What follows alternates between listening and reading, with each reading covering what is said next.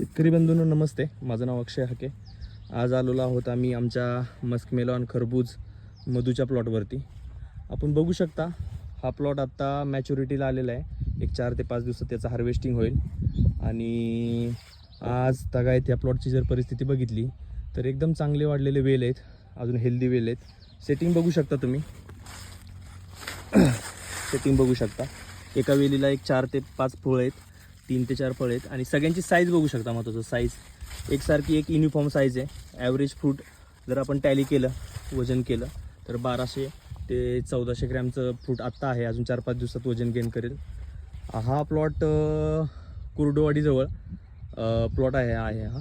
आणि प्लॉटची खासियत बघता तुम्ही, कुठेही कुठलं डम्पिंग झालेले वेल दिसत नाही आहेत, काय नाही आहे. एका फळाची साईज मी बघितलं, सेटिंग सगळीकडे बघितली, अगदी उत्कृष्ट सेटिंग, उत्कृष्ट साईज.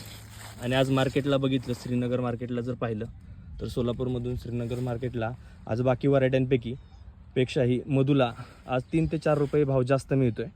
आणि जवळपास एकरी हा प्लॉट बघितला आपण तर एकरी याचा ॲव्हरेज एक 18 टनाच्या पुढं जाईल असं तर सुरुवातीला दिसतंय.